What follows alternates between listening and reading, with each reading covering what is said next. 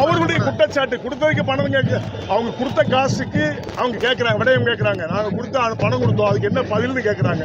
அதுக்கு யாரும் சொல்றது இல்ல. நிர்மலா சீதாராமன் நிதி வரல. இப்ப நிதி இல்லாம ஆட்சி ஆண்டிட்டு இருக்கீங்க. 9 லட்சம் கோடி கடன் வாங்கின அந்த பணம் என்னாச்சு? 9 லட்சம் கோடி கடன் வாங்கியிருக்கீங்க. இந்த பணம் என்ன மக்களுக்கு எல்லாம் செய்யலையா? அப்போ இன்னும் பணம் வேணும், பணத்தை மட்டும் தானே பேசுறீங்க. மக்களுக்கு என்னன்னு இந்த பராமரிக்கவே இல்லையா? அம்பேத்கர் சிலையே உங்களால சலாய பராமரிக்க முடியல. கேட்டா நாங்க அம்பேத்கர் வாரிசுங்கிற மாதிரி பேசுறீங்க. சின்ன விஷயத்தையே உங்களால் ஃபண்டமெண்டலே செய்ய முடியல. நிதியை வாங்கி என்ன பண்ண போறீங்க? நிதி நிதி நிதி வாங்கின படத்துக்கு கணக்கு சொல்ல சொல்லுங்க, அப்புறம் பார்ப்போம். குறிப்பாக ஜான் பண்ணாலே அதிகமாக இருக்குங்கிறது உங்களுக்கு தெரியும், பத்திரிகை செய்திக்கு தெரியும், போலீஸ் காவல்துறைக்கு தெரியும். இந்த கஞ்சா அதிகமாக புழக்கத்துக்கு காரணமே ஒரு சில காவல்துறை அதிகாரிகள், காவலர்கள் என்பது குற்றச்சாட்டு நான் பலமுறை சொல்லிட்டு இருக்கேன்.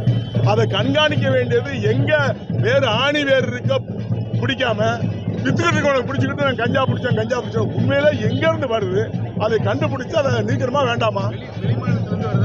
ஆமா, அதை கண்டுபிடிக்கிறது யாரு? காவல்துறை தானே. அரசாணை கண்டுபிடிக்கணும். காவல்துறை கண்டுபிடிக்காதவரை இந்த நிலை ஏற்படும். சமீபத்தில் வெள்ளம் வந்து 2020 முதலமைச்சர் தான் பதில் சொல்லணும், நான் சொல்ல முடியாது. ஏன்னா அவர் தான் அறிவிச்சிருக்காரு, அவர் தான் பார்க்கணும். அது அரசு ஆணையத்தின் மூலமாக பணம் கொடுப்பதை வலியுறுத்துகிறது. எந்த மாற்று கருத்து வலியுறுத்துறோம், எல்லாருமே வலியுறுத்துறாங்க. அதை நடைமுறைப்படுத்துவது அரசுடைய வேலை. அரசு தான் இதை கண்காணிக்கும்.